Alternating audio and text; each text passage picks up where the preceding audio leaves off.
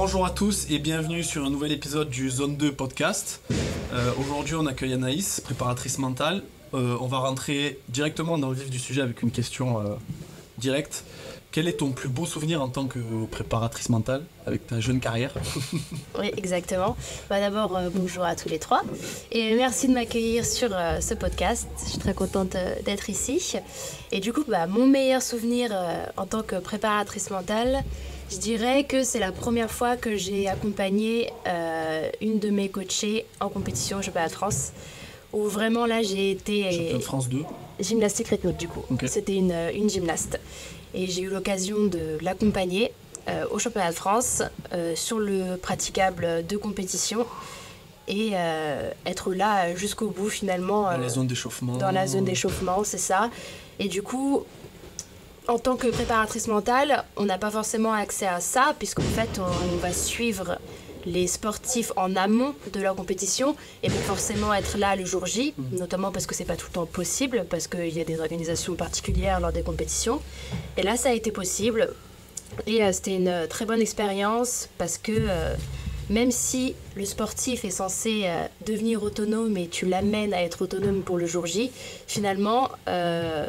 tu as accès à des choses, à des émotions, à des moments particuliers que tu n'as pas accès lorsque tu suis simplement à l'entraînement ou même parfois en visio, comme je suis aussi beaucoup d'athlètes en visio. Oui, parce que 99% du temps, c'est à distance ou alors en consultation. C'est ça. Et puis en général, lors des compétitions, ils sont juste avec leur coach. Enfin, c'est soit le coach, soit le staff, mais le préparateur mental, c'est très rare, même dans des sports comme le foot où il y a de l'argent. Ouais, c'est ça. En fait, la préparation mentale, malheureusement, en France, ça arrive un peu après. Après l'entraîneur, après le préparateur physique, et après, s'il y a des moyens, il va y avoir le préparateur mental ou la préparatrice mentale. Et c'est vrai que tout le monde... que les personnes ne sont pas forcément au courant de l'impact du mental sur la performance, disent « Ah ça c'est en plus » ou alors « c'est en dernier recours » quand vraiment ça va pas, alors qu'en fait ça fait vraiment partie itinérante de la performance. Et c'est pour ça d'ailleurs que moi je suis à mon compte, parce qu'il y a très peu de structures qui prennent en fait en salarié des préparateurs mentaux comme tu vas prendre un entraîneur ou un préparateur physique. Et c'est le cas pour beaucoup d'être en auto Ah oui, franchement c'est la plupart du temps. Moi j'avais vu des entreprises comme Bouygues Télécom par exemple qui prenaient des préparateurs mentaux pour leurs commerciaux ou ceux qui sont dans la data, qui sont dans la R&D dans la data par exemple pour faire un traitement, ils prenaient des préparateurs mentaux, il me semble. Mais venant du sport ? Après tu peux faire, t'es spécialisé dans le sport mais tu peux faire un peu... Ouais, en fait à partir du moment où... Ça dépend aussi des études que tu fais, etc. En fait, la préparation mentale, ça peut se faire dans tous les milieux où il y a de la performance. Donc évidemment dans le sport, mais ça peut être en milieu d'entreprise, ça peut être aussi chez les militaires, chez les pompiers, chez les policiers, ça peut être aussi, pourquoi pas, des élèves qui passent des examens, des dirigeants qui veulent apprendre à mieux manager, ça peut être... juste parfois un examen ou une représentation ou quelque chose comme ça. En fait, dans tous les milieux, il va y avoir un côté performance et un côté bien-être, en fait, qui doit être développé justement pour mieux performer ou pour simplement être mieux dans son activité. T'as déjà eu, toi, des clients non sportifs, entre guillemets ? J'ai eu un gars qui faisait du poker et c'était super intéressant. Parce qu'en fait, c'était vraiment un échange dans le sens où moi, j'y connais rien au poker à la base. Et...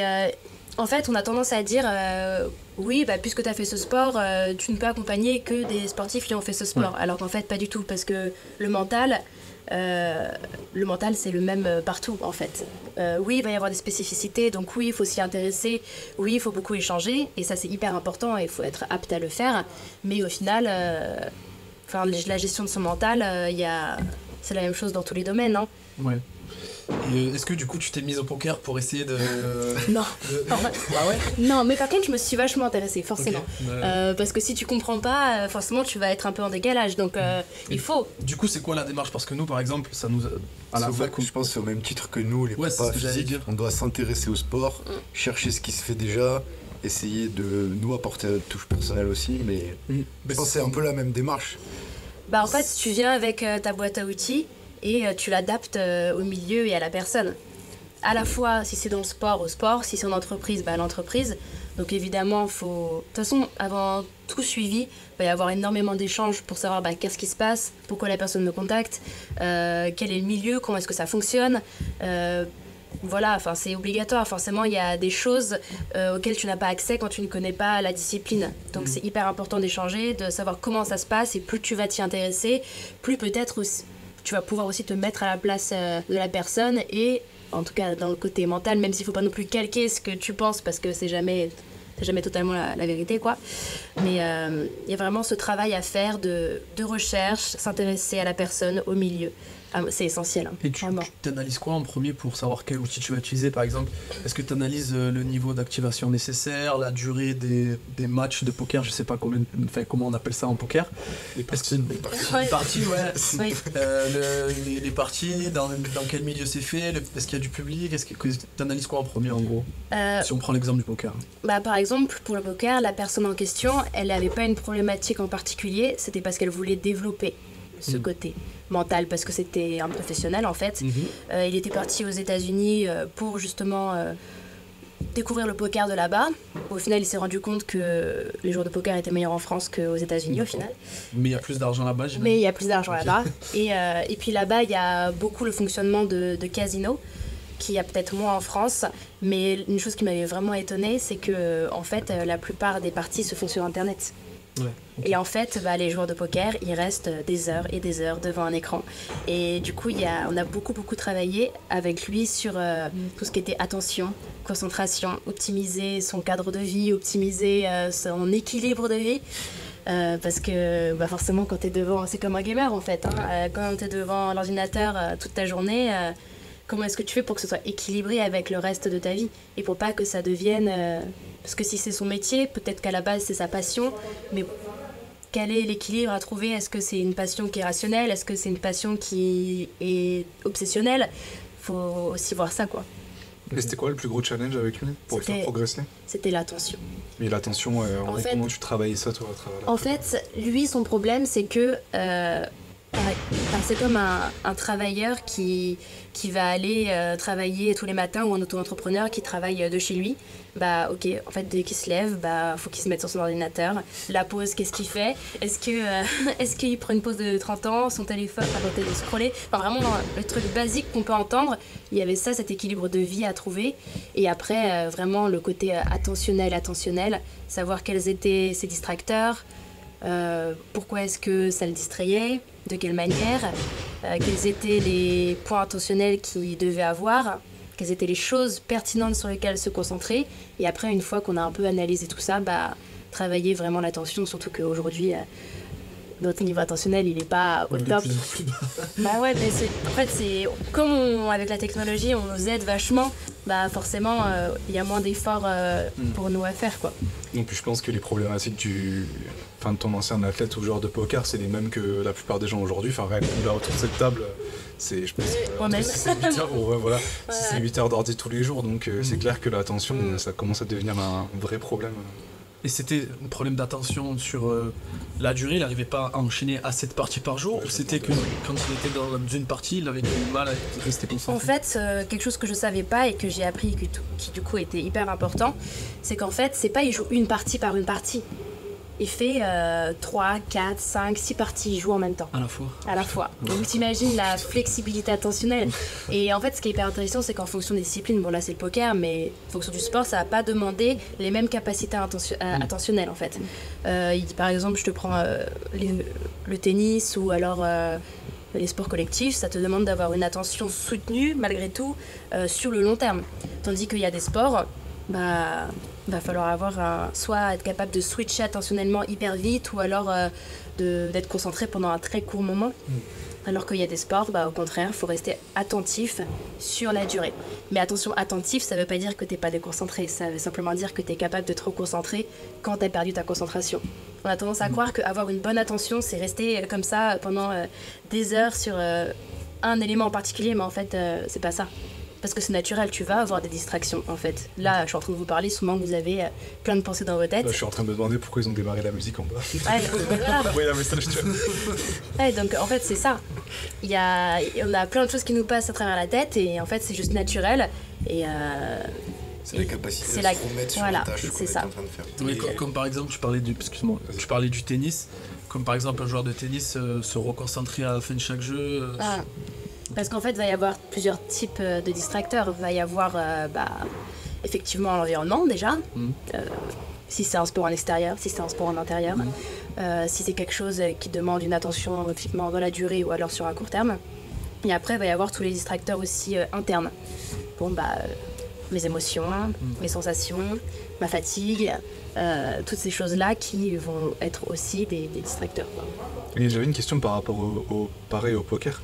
En gros, eux, ils ont trouvé que le système le plus efficace pour lui, c'était de jouer 5 parties en même temps, enfin de jouer plusieurs parties en même temps. En fait, il a fait plusieurs tests, mais en fait, lui, par exemple, je sais plus exactement les chiffres ce que c'était, mais lui, il était capable de jouer, par exemple, je te donne un exemple, je suis pas sûre que c'était exactement ça, je me souviens plus exactement. Il pouvait jouer, je sais pas, 3-4 parties en même temps, tandis qu'il y en avait d'autres, ils pouvaient jouer 5-6 en même temps. D'accord. Donc du coup, forcément, il était moins effectif que d'autres joueurs de Parce poker. qu'en fait, la logique, moi je me dis que t'es plus efficace si tu joues qu'une partie à la fois. En fait, ça veut dire qu'en gros, il y a un espèce de cap sur son attention et peu importe qu'il joue 1 ou 3 parties en même temps, il arrivera à être aussi bien concentré dans les 3, c'est ça? C'est ça, et c'est pour ça qu'il lui, son attention, il n'était pas capable de jouer un plus de parties comme d'autres, parce que lui, sa force, c'était, je sais plus, il devait avoir une stratégie particulière qui faisait qu'il avait besoin d'être très concentré sur ses parties, ce qui faisait que peut-être il gagnait plus de parties, mais comme il en faisait moins, il était plus effectif, mais il n'était pas sur un gros volume, quoi. Ouais, je comprends. Et le but, c'était aussi de pouvoir développer aussi ce gros volume, mais du coup, ça voulait dire, ça se jouait aussi dans son équilibre de vie au quotidien, en fait. Comment est-ce qu'il organisait sa journée, comment est-ce qu'il arrivait à être concentré, voilà quoi. Ok. Tu parlais de distracteurs internes et externes. Comment est-ce que parce que des fois les externes ont une influence sur les internes et vice versa. Par exemple, je te donne un exemple, moi sur une séance de squat, si un jour où je suis pas très en forme et que je le sens dès l'échauffement, je vais avoir plus facilement mon attention vers mes distracteurs externes par rapport à un jour où je suis en forme. Donc par exemple, un jour où je suis moins enclin au squat, je vais de suite trouver plus facilement des distracteurs externes en mode ah là ma ceinture est pas assez serrée, lui il est passé devant moi, là si. Alors que les jours où je suis vraiment en forme, ils viennent beaucoup moins facilement. Comment tu fais, on va dire, comment est-ce que tu arrives à capter le degré du lien entre les deux et comment tu arrives à travailler dessus? En fait, il y a vachement de facteurs qui jouent. Et effectivement, on sait que la fatigue, ça a un rôle énorme sur ta capacité attentionnelle. Ça, c'est clair et net. Donc, après, il y a des jours où on va avoir plus de mal à rester concentré que d'autres, ou du moins à se reconcentrer plus facilement. Et déjà, avant toute chose, c'est de savoir quels sont tes distracteurs internes, quels sont les distracteurs externes. Et en fait, toutes les choses qui sont externes, faut savoir que tu peux pas les contrôler en fait. À part effectivement serrer ta ceinture, ça tu peux le faire parce que voilà. Ouais. Mais si c'est, je sais pas, il y a quelqu'un d'autre qui est à la salle avec toi, il y a beaucoup de bruit ou alors il y a des gens qui se plaignent. Ton préféré, ta barre préférée. Ouais, oui, ça peut être. Parce qu'il y a des athlètes qui ont beaucoup de tics. Ouais. Des tics ou des tocs, je sais pas. Des tocs, pardon. Mais ouais, c'est vrai. Mais oui. En fait. Déjà, il y a vachement tout un travail à faire sur le fait que dans ta performance, il y a des choses qui sont contrôlables et d'autres qui sont incontrôlables. Et déjà, prendre conscience de ceux qui sont incontrôlables et d'accepter le fait qu'en fait, ils vont pas être contrôlables. Déjà, réussir à faire ça, c'est déjà un grand pas. Parce que vouloir contrôler à tout prix quelque chose qui est incontrôlable, c'est une source de stress énorme. Ça te déconcentre de ce qui est pertinent. Et c'est une frustration pas possible en fait. Vouloir contrôler, je sais pas, imagine il fait super chaud aujourd'hui, tu vas être hyper énervé et ça va te saouler de te dire punaise j'ai hyper chaud, j'en peux plus, etc. Mais en fait, rester concentré sur ça, c'est pas pertinent et ça va te déconcentrer et ça va encore plus t'énerver et ça va encore plus te fatiguer et en fait c'est un cercle vicieux. Et toi, quel conseil tu donnerais à quelqu'un qui a beaucoup de mal avec ça justement? Avec gérer les distracteurs externes. Le fait de gérer des sources de stress externes et qui n'arrive pas, qui se sent un peu surmené par tout ça. C'est de lister, de... Déjà savoir quels sont les éléments pertinents pour ma performance. déjà. Mais d'être... oui, ok, on le sait, mais se le rappeler réellement. Quelles sont les choses qui sont pertinentes pour moi et quels sont les points clés qui vont me permettre de pouvoir rester concentré sur ce qu'il faut ou alors porter attention à tels ou tels éléments qui vont être vraiment moteur de ma performance en fait. Déjà ça. Et après évidemment, il y a un travail attentionnel à faire sur comment est-ce que je fais pour me reconcentrer. Clairement, est-ce que c'est par des choses que je me dis dans ma tête? Est-ce que c'est par des actions que je vais faire? La mise en place de rituels, de routines, ça peut vachement aider aussi parce qu'en fait, ça ajoute de la certitude à ce que tu fais. Tu sais que tu vas arriver, je sais pas, à ta compète ou à ton entraînement et que tu vas faire ça, et que c'est sûr et certain. Et du coup, au niveau attentionnel, ça demande beaucoup moins d'efforts parce que t'as pas à réfléchir « Ah, mais qu'est-ce qui va se passer si je fais ça ?» Non, déjà, t'enlèves déjà toute une partie d'incertitude et t'arrives à l'entraînement en sachant ce que tu vas faire, déjà. Ou alors en compétition, où il y a des choses qui sont certaines. Notamment quand t'es en compétition, il y a tellement de choses, il y a beaucoup plus de choses qui sont incontrôlables et incertaines. Donc t'as besoin de pouvoir t'appuyer sur des choses qui, elles, seront certaines et qui ne bougeront pas quoi qu'il arrive. Ou du moins... moins que les choses que tu peux pas contrôler. Voilà, le moins possible. Ouais. C'est jamais infaillible, hein, quoi qu'il arrive. Par exemple... c'est ce qu'il nous disait Alexis de OPT en force athlétique. Il avait sa routine avant de faire une barre qu'il mettait en place à partir d'une certaine charge. Il finissait par mettre un coup de tête dans le mur et... Ouais, il avait une vraie routine. Même à partir des barres qui sont assez légères, il avait une routine et les mêmes musiques au même moment. Et puis en charge, il faisait pendant ses exercices de mobilité, d'activation, il mettait du Aznavour, un truc comme ça. Et dès qu'il passait sur des barres un peu lourdes, il mettait des chants militaires. Enfin, vraiment, il y a une vraie routine, même avec les playlists et tout, quoi. La musique a... Ça a vraiment un rôle. Ça va nous agresser les oreilles. Je parle trop fort. Ouais, non, la musique, c'est marrant parce qu'il y a vraiment des études qui prouvent que ça peut réellement avoir un impact sur la performance, notamment soit par rapport aux paroles, soit par rapport au rythme de la musique, soit au sens qu'on peut accorder à une musique. Même parfois, une musique, ça peut être lié à un moment de notre vie qui va être associé à des émotions, à soit de la performance, soit à un moment de calme où tout se passait bien. Et du coup, les associer à notre perf, à nos entraînements, à nos compétitions, ça peut être pertinent. Mais du coup, c'est vraiment au cas par cas.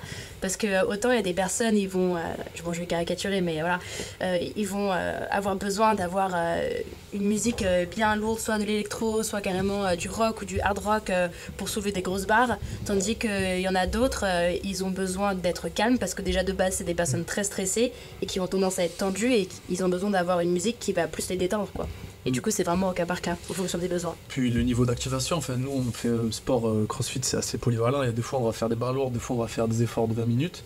Et moi, je sais que pour mon cas perso, quand je vais faire des barres ou quand je vais faire un WOD de 20 minutes, je vais pas du tout mettre les mêmes musiques, quoi. Vraiment, si je mets du hard rock quand je dois faire un AMRAP 20 minutes, je sais que je vais partir déjà à 190 BPM dès la première minute alors que rentrer avec un me calme.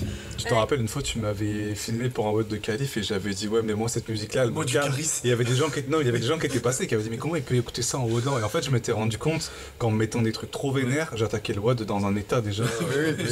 Un jour, je lui mets du charisme, il va démarrer un WOD, il fait arrête, ça me stresse. En plus, je crois que c'était un WOD où il y avait une barre au milieu ou un truc comme ça. Et du coup, je m'étais dit. Ouais, des Alsace l'année dernière avec des. Ok, c'était pas ça. Mais je m'étais dit si. Genre, je mettrais ça au milieu, tu vois, si j'ai besoin de me regarder et tout, mais pas au début parce que c'est trop. C'est vraiment trop. Donc, oui, c'est vrai qu'il faut savoir gérer ça, mais il y en a plein, je pense, qui se disent en fait, quand j'attaque un WOD, il me faut un truc trop vénère pour me booster et tout, alors qu'ils n'ont pas du tout besoin de ça, bien au contraire. Ah oui, ça peut être des croyances. Ouais, carrément. Mais c'est marrant parce que là, ça me fait penser la musique. Moi, comme je viens du milieu de base de la gymnastique rythmique, la musique, enfin, tu fais ton enchaînement sur une musique en fait. Donc ta musique, elle a quand même un rôle vachement important. Et dans les compétitions, dans certaines compétitions, notamment les championnats de France, etc., t'as un moment où tu peux écouter ta musique. Et du coup, ça peut réellement être un moment clé de la performance des gymnastes, puisqu'en fait, durant cette musique-là, qui va être écoutée une fois, mais après, libre aux gymnastes d'avoir leur écouteur et de pouvoir écouter leur musique, hein. Mais ça va réellement être un moment où ils vont pouvoir, il y a aussi des garçons gymnastes, mais voilà, qui vont pouvoir visualiser leur enchaînement du coup, sur cette musique-là. Et du coup, ça va réellement être un moment soit de concentration, soit de pouvoir se recentrer sur soi-même, ou alors pour se calmer, ou au contraire, parfois ça arrive d'arriver à une compète, mais de pas être dedans en fait. Et peut-être ça peut permettre aussi de te mettre dedans. Mais après, il y a plein d'études qui sont basées sur ça, entre corps et esprit. Par exemple, les méthodes de reprogrammation neuromotrice, c'est basé sur des sons en basse fréquence. Et moi, j'ai fait ça, par exemple, pour mon dos, parce que j'ai du mal à activer mon transverse. Et en fait, de remettre des sons en basse fréquence, des fois, quand j'ai mal au dos ou avant de m'entraîner, remettre des basses fréquences, ça va me permettre de réactiver mon transverse aussi, par exemple. Donc, il y a ce genre de truc aussi qui prouve ce que tu dis, quoi. Que le cerveau associe des sons à des actions. Oui, c'est ça, parce que je crois que c'est en PNL, tu peux réellement réussir à un peu te programmer, ou quand tu écoutes tel type de musique, ou ou même si c'est pas une musique en particulier, ça va être une musique avec un rythme en particulier, ou alors avec des basses en particulier. Ça peut être avec la musique, mais après, en PNL, il y a aussi lié aux mots, aux mouvements, à des choses. Je sais pas, par exemple, imagine tu es en train de t'échauffer, je sais pas, en PNL, ils peuvent réussir à associer, par exemple, tu es en train de t'échauffer les poignets, ok, ça te fait dans quel état, par exemple. C'est un truc de malade. Après, moi, je suis pas spécialiste de la PNL, mais il y a vraiment des programmations qui peuvent se faire pour associer un état psychologique à un mouvement, oui, ou un moment de ta perf. Justement, par rapport à ça, on avait une question sur Instagram. Comment s'est exercé à la visualisation et, pour l'interrogation, quel résultat? Je sais pas trop comment interpréter quel résultat, vu que ça dépend, mais... Ouais, en fait, la visualisation, moi, j'utilise beaucoup, mais je l'associe aussi à la pleine conscience. La pleine conscience, c'est, en fait... c'est pas une approche qui est habituelle, parce qu'en fait, ça va te demander d'être particulièrement attentif à certains éléments extérieurs et surtout internes. Par exemple, en pleine conscience, on va te demander de porter particulièrement attention à des sensations, à des choses que tu peux ressentir en toi, et du coup, ça va être lié à tes 5 sens. Par exemple, tu peux essayer de manger en pleine conscience. C'est vraiment un exercice de base quand tu veux faire comprendre ce que c'est. Et c'est quelque chose qu'on fait jamais, parce qu'en fait, on est tellement... Tu fais comment? Tu fermes les yeux? Ouais, c'est un peu bizarre au début, mais... T'essaies de vraiment sentir... Généralement, avec les enfants, ça marche bien, ça. Parce que... Ou alors, se brosser les dents en pleine conscience. Par exemple, je te prends l'exemple, tu manges, on essaye de faire un exercice, par exemple, avec un aliment où il y a une texture particulière, je sais pas, un raisin, où t'as une partie, la peau, qui est plutôt dure, et puis à l'intérieur... qui est plus mou, et du coup on va te demander de réellement prendre conscience, quelle est par exemple la température de ce que tu manges, quelle est la texture, est-ce que ça change, quel effet ça te fait, etc. Est-ce que tu sens réellement la nourriture qui descend dans ton gorge? En fait, ça peut paraître un peu spécial, tu vas te dire mais pourquoi est-ce que je porte attention à ça? Et en fait l'idée c'est de porter attention à des choses auxquelles tu ne portes pas forcément attention d'habitude, et surtout de le faire sans jugement. Et ça, c'est un peu dur au début, parce que tu te dis, mais pourquoi est-ce que je fais ça? C'est hyper bizarre, quoi. Enfin, voilà. Et là, c'est un exemple extrême, mais en fait, quand tu l'associes à ta performance, c'est pas débile. Imaginons, tu vas faire une grosse barre, ok, tu te concentres, ok, où est-ce que je pose mes mains? Quelle est la sensation que j'ai? À quoi est-ce que je pense? Et ça, c'est avec les 5 sens. Est-ce que, par exemple, même en termes gustatifs, est-ce que là, à ce moment-là, j'ai le goût de la sueur, etc. Quelles sont les odeurs que j'ai en particulier? En fait, tu vas réellement te connecter à tout ça. Et pourquoi je l'associe à la visualisation? Parce qu'après, en visualisation, tu peux ajouter aussi ce côté « je visualise avec mes 5 sens ». Et je visualise l'image, et en même temps... puisque je visualise, généralement, c'est lié aussi à une expérience passée. Va y avoir tous les sons, les bruits, les odeurs, même tout le kinesthésique. Les sensations, ouais, c'est ça. Est-ce que à ce moment-là, même dans ton corps, est-ce que tu es plutôt tendu? Est-ce que tu es détendu? Est-ce que si tu es tendu, c'est mieux que tu te relaxes, etc. Et du coup, il va y avoir tout un travail d'abord de relaxation et de visualisation, et d'associer la visualisation avec aussi une attention particulière à tes 5 sens. Donc en fait, quand tu dis pleine conscience, ce que je comprends, c'est que faut que 100% de ton cerveau soit occupé par cette action-là, et t'es pas ne serait-ce qu'1% qui se disent je suis en train de faire ça. Faut vraiment que tu fasses le truc dans un état de flow. Le but, c'est de... Ouais, c'est ça. C'est de prendre recul sur ce que t'es en train de faire, en fait. Sans jugement, et c'est quelque chose qui est hyper dur à faire, surtout dans notre société. On s'arrête jamais, et puis on est toujours en train de juger tout, donc Donc c'est comme ça, mais du coup c'est inhabituel parce qu'on le fait jamais. Et ça peut paraître un peu abstrait quand j'en parle comme ça, mais en fait il faut le tester pour le voir. Rien que, ne serait-ce que de se concentrer sur ta respiration et uniquement sur ta respiration, et de prendre conscience de qu'est-ce qui se passe concrètement dans mon corps quand je respire. Quels sont les points de contact que j'ai avec l'endroit où je suis, avec moi-même, mon rythme cardiaque, est-ce qu'il évolue ? Est-ce que j'ai des points de tension en particulier ? Est-ce que je suis capable de les détendre tout seul ? Est-ce que mon esprit par ailleurs, est-ce que je suis capable de me reconcentrer sur ce que je devais faire ? Et c'est un effort particulier parce qu'on va pas te demander de faire ça tous les jours en particulier. Mais en fait, ça a vraiment un effet parce que ça peut te permettre, dans un moment où justement tu as beaucoup de distractions et beaucoup de mal à rester concentré, où ce travail peut te permettre d'être plus facilement concentré sur toi-même, ou du moins d'être capable de te reconcentrer plus facilement, puisqu'en fait tu auras eu l'habitude d'être complètement connecté à toi-même et déconnecté de tout ce qu'il y a autour, quoi. Ok. Ouais, parce que le problème aujourd'hui, dans les gens qui font peut-être de la prépa mentale, c'est qu'en fait ils sont jamais pleinement concentrés, et pendant un effort sportif on leur demande d'être pleinement concentrés, mais en fait ils ont jamais pratiqué ça. Enfin, peut-être vos athlètes, moi je sais que je me reconnais pas mal dans ça, je suis tout le temps en train de faire plusieurs tâches en même temps. Pendant un WOD ou un effort, on te demande là d'être pleinement concentré, sauf qu'en fait tu sais pas vraiment ce que c'est, vu que t'es tout le temps en train de switcher à droite à gauche. Et du coup, pour la question de la personne, s'exercer à la visualisation, ça commence du coup par faire de la pleine conscience. Et après... Pas forcément, parce que la visualisation, au départ, quand tu vas commencer à la faire, d'abord tu vas le faire qu'avec le côté visuel en fait. On va pas te demander directement du jour au lendemain, ok, tu vas visualiser en même temps, tu vas sentir, en même temps, tu vas écouter les sons que d'habitude tu as dans ce moment-là. Non, c'est pas possible, c'est vraiment un travail. C'est comme on décide de développer de la force, développer ta capacité à visualiser, c'est ce travail. Okay. Donc du jour au lendemain, on va pas te demander de visualiser avec tous ses sens. Ça va vraiment être un travail. Et déjà, visualiser, c'est être capable de visualiser une image et qu'elle soit stable et nette. Déjà, juste ça. À la première personne. Ouais. La première fois, tu fais ça, quoi. Et... Alexis parlait à la troisième personne aussi. Il se visualisait à la première, je crois, non? Ou à la troisième. À la troisième. Il se voyait en train de faire sa barre. Toi, tu préconises quoi?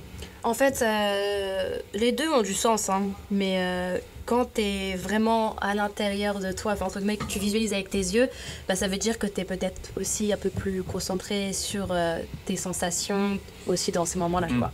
Ok.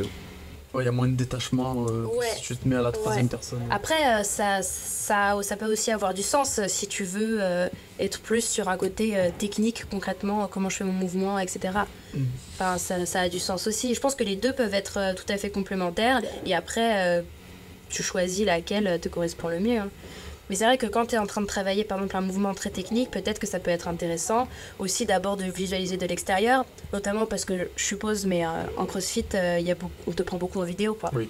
Donc tu vois beaucoup le mouvement et tu vois comment est-ce qu'il est fait. Et du coup, d'abord le visualiser de l'extérieur, ça peut être intéressant, mais après le vivre aussi de l'intérieur, entre guillemets, te voir en train de le faire, ça associe et ce que tu sais que tu dois faire en termes de technique et en termes de sensation, comment est-ce que tu dois te sentir.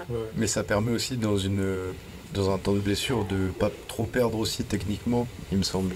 J'ai lu des papiers sur ça. Ouais, en fait, faire de la visualisation, ça sollicite les mêmes parties du cerveau que quand tu fais le mouvement. C'est les neurones miroirs. Et les neurones miroirs, c'est les neurones qui sont responsables de l'empathie un peu. Et en fait, quand tu visualises et quand tu fais un mouvement, ces mêmes zones sont sollicitées. Et du coup, ça permet un peu soit de doubler le travail, soit quand tu es blessé, de continuer à travailler et de ne pas perdre l'automatisation d'un mouvement, ou du moins de moins le perdre, parce que forcément, si tu perds un peu en physique parce que tu t'es arrêté, forcément que tu vas peut-être avoir des sensations un peu différentes. Mais au moins, ton mouvement, la façon de le faire, il sera toujours emmagasiné, il ne sera pas parti, quoi. Et est-ce que c'est utile, tu penses, de regarder en boucle des vidéos de mouvements bien réalisés? J'ai vu beaucoup de gens qui faisaient ça pour, sur les temps où ils ne pouvaient pas s'entraîner, de regarder ça avant de s'entraîner ou pendant l'entraînement, de regarder des champions olympiques qui font soit de la gym, soit de l'haltéro ou quoi. Oui, non, je pense que ça peut être pertinent. Ça peut être pertinent parce que après, tu vas pouvoir le mettre en place. Mais du coup, forcément, après, forcément, tu vas essayer de mettre les choses en place, mais il y a des choses qui sont un peu différentes parce que ok, un gars il peut peut-être être champion olympique, mais il fait le mouvement peut-être d'une certaine manière. Bon, je suppose qu'il y a quand même des standards, hein. Tu dois faire un mouvement, voilà. Mais peut-être que certaines personnes ont plus besoin, je sais pas. Bon, je prends l'exemple de votre sport, mais il ne me connaît pas très bien. Hein. Lui, son problème, c'est qu'il tire pas assez la barre vers le haut, je sais pas, par exemple. Ou d'autres, ça va être que je sais pas, il tire un bras plus que l'autre et du coup, il va vouloir calquer une technique de quelqu'un d'autre sur Qui est pas adapté. voilà, qui est pas adapté à lui. Donc je pense que oui, ça peut avoir des bienfaits, mais il faut toujours essayer de garder un peu du recul sur le fait que je vais pas calquer directement ce que je fais en fait. C'est comme de l'entraînement en fait. Enfin, ok, il y a un gars, il arrive hyper bien à faire un gars ou une meuf, hein, il va pouvoir vraiment bien réussir un mouvement pour telle ou telle raison, et toi tu n'y arrives pas, donc tu vas essayer de faire de la même chose, mais au final, toi, ta lacune, c'est pas ça, et du coup... Ouais. Après, il y a des phénomènes d'imitation un peu. Je me rappelle une fois, je reviens à Marie-Jo, j'étais allé la coacher à une compète, genre c'était le championnat de Provence, elle était invitée, machin. Et on était en zone d'échauffement, il y avait le coach de, je sais plus si c'était de Monteux ou de. Enfin, je sais plus, qui lui avait demandé, tu sais, les Camerounais qui font le jeté, tu sais, ils font leur épaulé et ensuite ils écartent les bras, ils élargissent et ensuite ils font. Et l'entraîneur lui avait demandé, on vous apprend ça? Et Marie-Jo avait dit, ah non, pas du tout, on le fait naturellement, en fait, par imitation. Vu qu'ils voient les aînés, les plus grands le faire, après quand ils sont petits, eux, qui sont jeunes, qu'ils apprennent, ils le font naturellement. Il n'y a qu'eux qui peuvent le faire. Ouais, mais parce qu'ils apprennent à le faire direct jeune en fait. Tu penses que c'est une question de recopier ou c'est aussi. Je sais pas. Moi, c'est une question que je me pose. Est-ce que. Je sais pas, en fonction des pays, tu vas avoir, je sais pas, plus de facilité ou plus de force à un endroit dans ton corps, etc. Ou je sais pas, une morphologie qui fait que. C'est leur morpho qui leur permet de faire ça, surtout. Ouais, nous, on peut s'entraîner comme on veut, mais on n'a pas les clavicules assez. Je pense qu'il y a aussi un aspect imitation, un peu, parce que chaque pays a son école et a sa manière de faire. Oui, ça c'est sûr. L'un amène l'autre, quoi. Ouais, peut-être l'un amène l'autre. Ouais, quand ça fait 3 générations que je fais comme ça. Mais tu peux, même au foot et à d'autres sports, au foot, tu vas d'un pays à l'autre, il y a un style de jeu différent. Ouais, non, c'est clair. Tu vas en Espagne, ça joue d'une manière, et tu vas au Brésil, ça joue d'une autre manière. Alors est-ce que c'est morphologique? Non, parce que c'est un sport à 11, donc je pense qu'il y a un aspect imitation aussi en plus de l'aspect physique, je pense. Oui, mais par exemple, tout le monde a essayé d'imiter le Barça des années 2010 et personne n'y est arrivé. Ils ont pourtant, tu vois. Alors que ça reste un jeu à 11, mais il y a bien sûr. la perception de tous les joueurs aussi. Ça doit dépendre des sports après. Mais c'est comme, par exemple, pardon, je te coupe, mais tu prends notre sport, tu regardes Medeiros qui bouge sur des burpees. Jules Fauché qui essaie de bouger de la même manière que Medeiros sur des burpees, ça va pas donner la même chose et pas le même rythme parce que j'ai pas les mêmes qualités physiques que ce monsieur-là. Que ce monsieur-là. Non mais en fait, du coup il faut arriver à adapter un petit peu et sortir un peu de ce phénomène de je veux imiter et plutôt son mouvement, le faire en fonction de soi, quoi. Il y a quand même une partie de capacité physique et morphologie aussi, je pense. Après ça doit dépendre des sports, mais je sais que en gymnastique rythmique, il va y avoir des écoles de gymnastique rythmique. C'est une manière de travailler, effectivement. C'est un style, surtout que dans ce sport, il y a un côté artistique qui est très très développé. Mais il y a aussi la morphologie de base. Par exemple, les gymnastes ukrainiennes, elles ont une morphologie de base où c'est des... Bon, déjà de base, dans la gymnastique rythmique, toutes les gymnastes internationales sont très minces, très élancées, etc. Et les Ukrainiennes en particulier ont de très très très grandes jambes, de très grands bras. Et leur morphologie fait que tous leurs mouvements sont très grands, très élancés. Ça a un côté très un peu danseuse classique aussi. Et du coup, c'est un travail qui peut être particulièrement apprécié. Et on reconnaît ce travail-là, mais c'est aussi dû au fait que c'est la manière dont elles travaillent, mais c'est aussi leur morphologie qui fait que ça fait ça. Il y a des pays, ils ont une morphologie plus trapue, d'autres, ils ont une morphologie plus élancée, et forcément, le travail ne va pas être le même, et d'autant plus, par exemple, dans ce sport artistique où en fait, tu regardes quelque chose, tu regardes un enchaînement, donc forcément, ça ne va pas rendre la même chose. Et même si, du coup, le côté performance ne passe pas par le fait d'atteindre soulever un poids ou avoir un temps, il y a quand même une recherche de performance qui va être liée aussi à ce que tu produis en termes de visuel, quoi. Donc là, ça joue un rôle, quoi. Et pour le coup, si t'as pas cette morphologie-là, tu pourras jamais atteindre cette esthétique-là, entre guillemets, quoi. Ouais. Ok, je vois. Mais j'avais vu des études quand j'étais encore à la fac, parce qu'il y avait un pôle de recherche justement sur ça à Montpellier, sur la relation entre la personnalité et la motricité. Et donc ils faisaient des études où ils essayaient de faire des exercices de motricité. Donc ils faisaient faire des tests de personnalité aux gens, et les gens qui avaient des personnalités proches, ils leur devaient faire, donc ils devaient faire un exercice de motricité en synchronisé. Et ils essayaient de voir... Et ça donnait quoi? Je sais plus trop, Tu sais plus c'était en cours et il n'y avait pas encore trop les résultats, c'était... C'était encore expérimental. C'était une amie qui faisait son mémoire sur ça. Et mais je pense qu'il y a un peu de ça quand même, parce que dans chaque pays, je dis pas les gens d'un pays ont la même personnalité, mais chaque pays a son histoire et sa culture. Oui, et je pense que ça doit jouer un ouais. peu sur la motricité, je pense. Ouais. En partie, en plus de la Oui. morphologie, quoi. Oui, carrément. Mais c'est vrai que la personnalité, ça a vraiment une incidence malgré tout sur certains comportements qu'on peut avoir. Effectivement, il y a des tests de personnalité qui existent. Et par exemple, c'est marrant d'ailleurs, une personne qui va avoir une personnalité extravertie très développée, généralement, elle a aussi le côté personnalité, c'est pas névrose, mais en gros instabilité émotionnelle. Quand les deux sont très élevés. Tu peux dire névrose, c'est pas grave. Ouais. Non, mais parce qu'en fait c'est en anglais, c'est névrosisme, mais en français ça se dit pas en fait. Ouais, mais voilà, du coup, instabilité émotionnelle liée aussi à une personnalité d'extraversion très développée. Généralement, ça va y avoir des conduites à risque. Type boire beaucoup ou prendre... enfin, c'est des études, hein, voilà. Statistiquement Ouais. corrélé, quoi. Ouais, ou même avoir des comportements juste à risque dans sa vie de tous les jours, tu vois. Comme le fait de peut-être plus boire, ou alors de se mettre en danger d'une manière très minime, hein, mais alors que tandis qu'une personne qui va avoir une personnalité... comment s'appelle cette personnalité, des personnes très organisées, etc. par exemple, elles vont avoir moins de conduite à risque. Et du coup, c'est prouvé aussi même en termes de maladies que les personnes qui ont une personnalité et extravertie et le côté instabilité émotionnelle aussi développé vont être plus aptes à avoir certaines maladies. Enfin, c'est un truc de malade. Hein. D'accord. Ouais, c'est fou. Donc comme quoi, il y a un côté génétique en fait, dans la personnalité que je ne savais pas du tout. J'avais une question, est-ce que tu as déjà suivi des crossfitters ou des crossfitteuses? Une crossfiteuse, ouais. Ok, et c'est quoi la problématique numéro 1 que tu as rencontrée avec elle? Alors le côté attentionnel a un rôle très très important, enfin en tout cas pour cette crossfiteuse a vraiment eu un rôle très important, et le travail qu'on a fait sur la concentration a vraiment joué beaucoup, parce que effectivement il y avait ce côté où elle se laissait distraire par beaucoup les autres en fait. Ok. Beaucoup les autres, l'image qu'elle pouvait renvoyer, mais surtout vis-à-vis de ses capacités à elle, ce qu'elle voulait atteindre. Et parfois ça marche, parfois ça marche pas.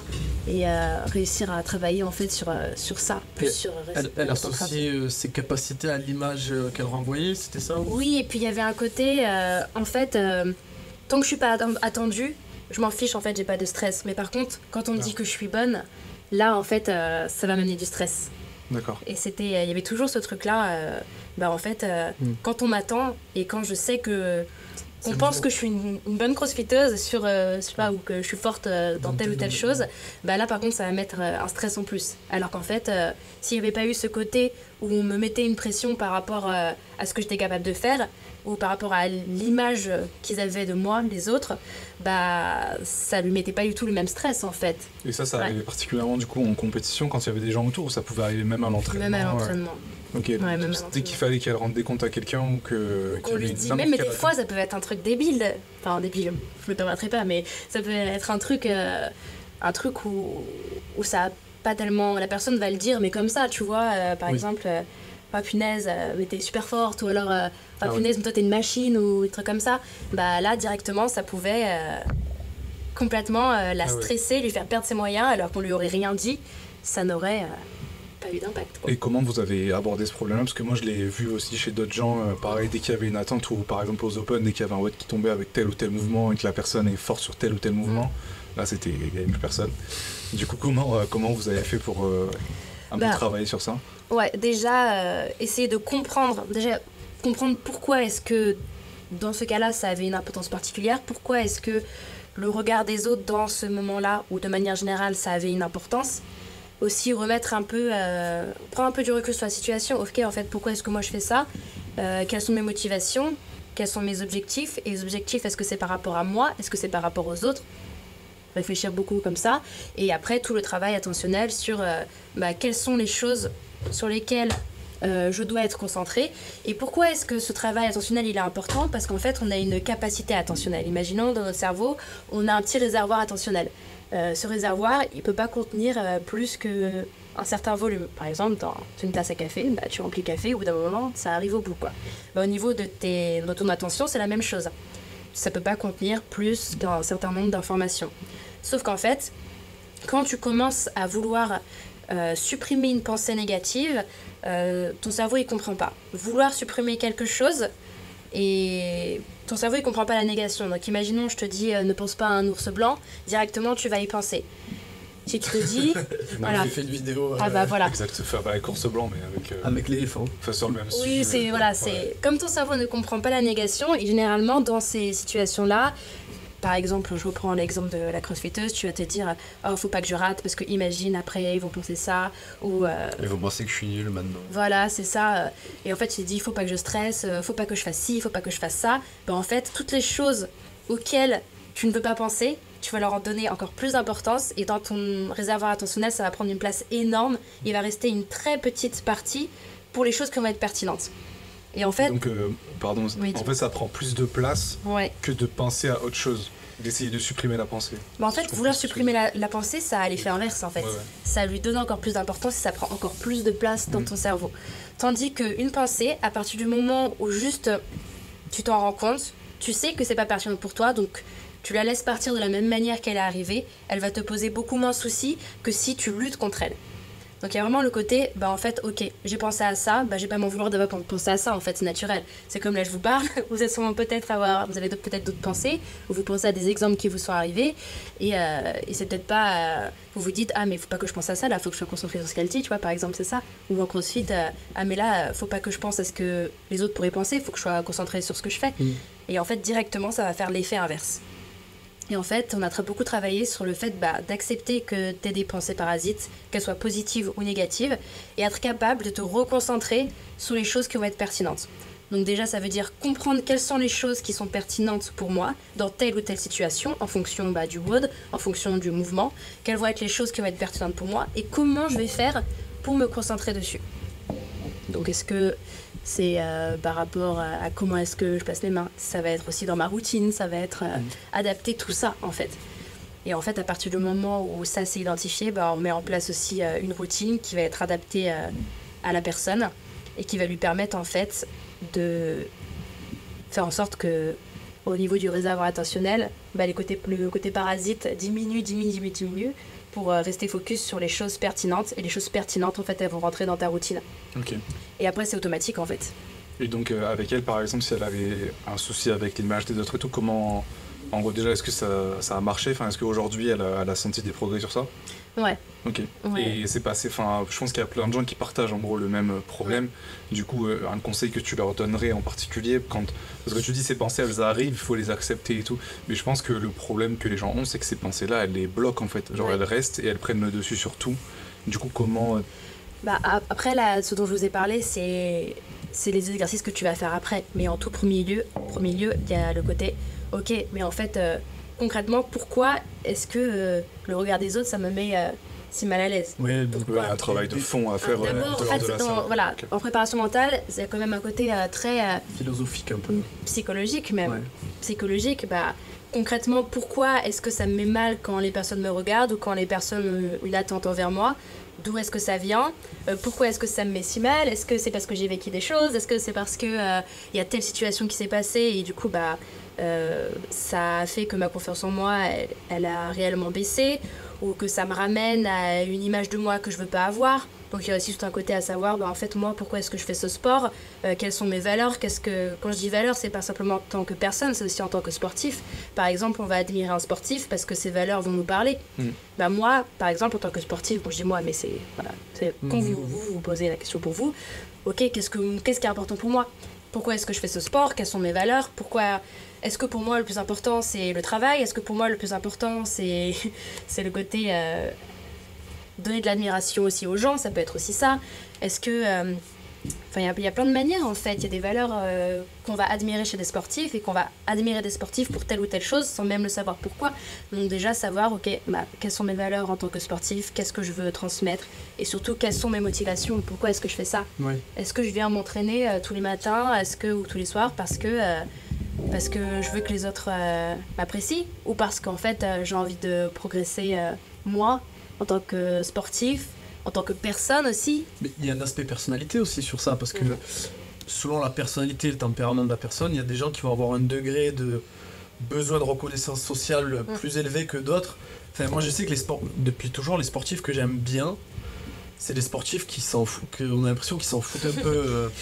Non mais c'est vrai, j'ai toujours apprécié les sportifs qui après c'est lié à ma personnalité qui s'en fout, c'est ça, qui dégage ça en fait. En fait il y a plusieurs types de besoins, donc ça c'est aussi intéressant de travailler sur ça. Parce que j'allais dire parce que lui il s'en fout de tout, donc ça lui correspond, tu vois. C'est toi, pourquoi est-ce que t'es comme ça aujourd'hui, tu peux te poser la question.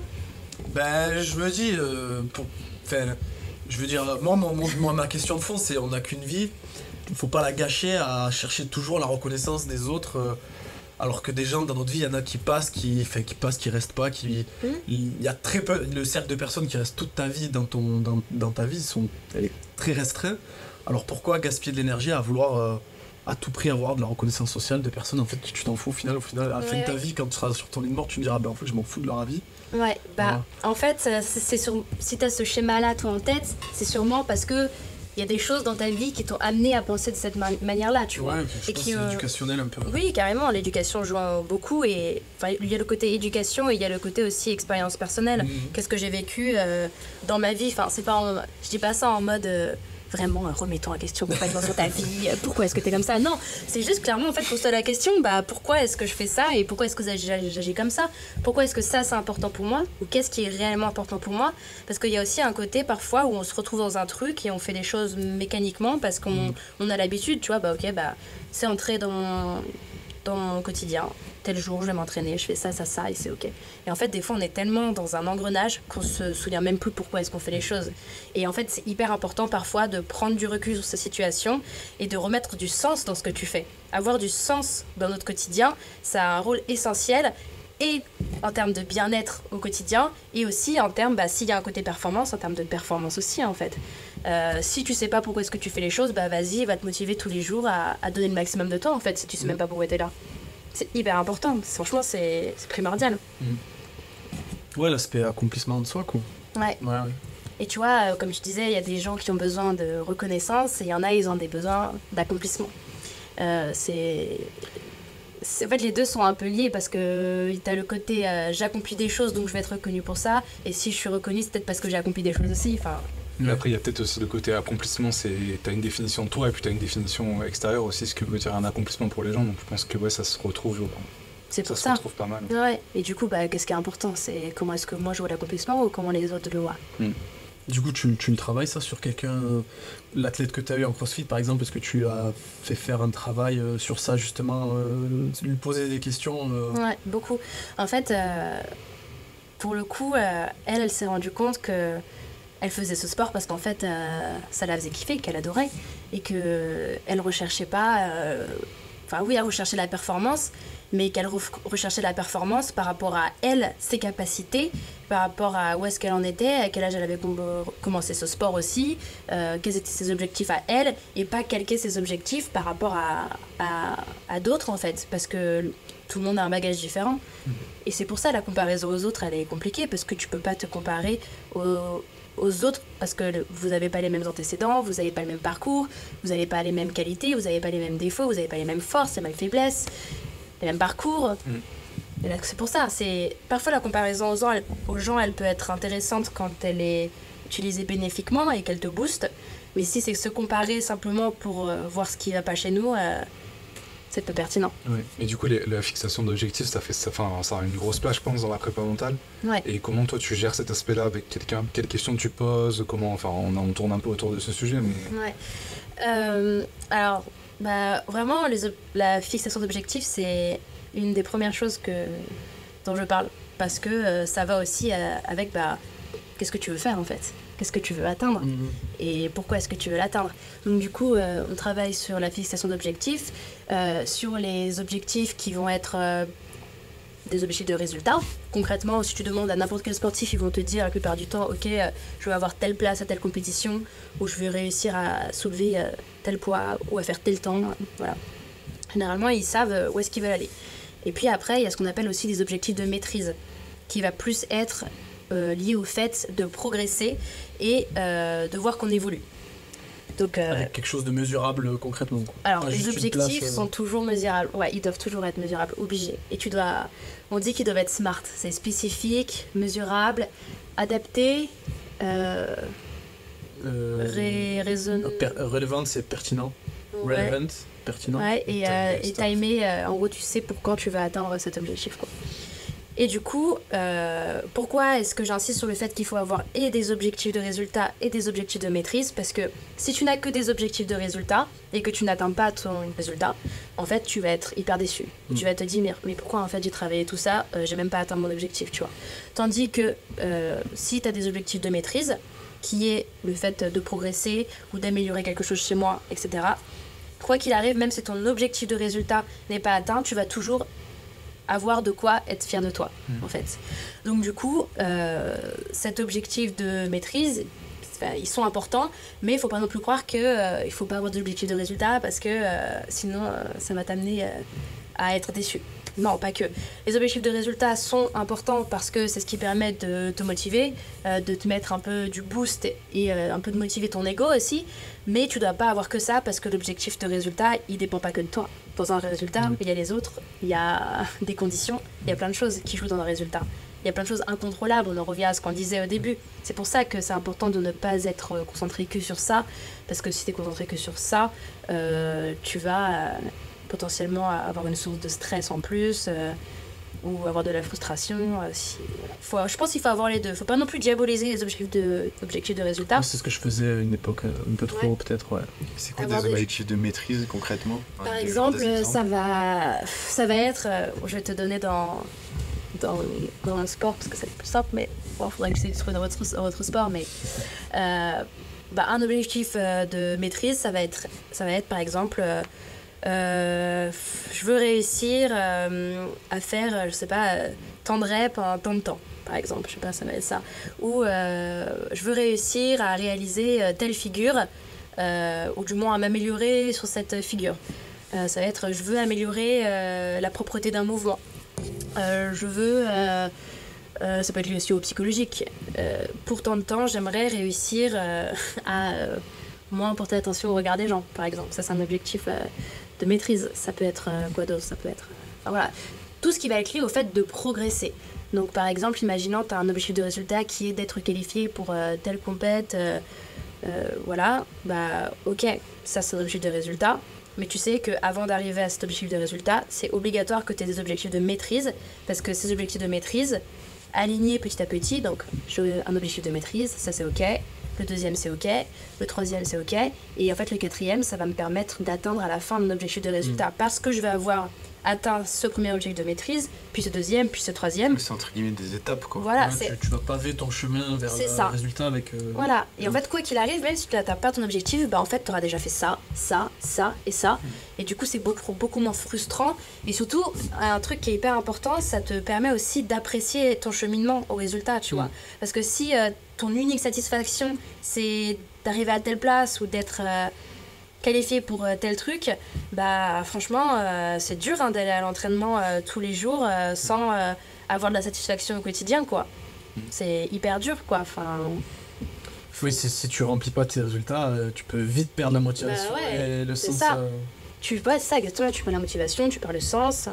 Voilà. Donc c'est... Nous, on a tendance peut-être à mettre que des objectifs de résultats.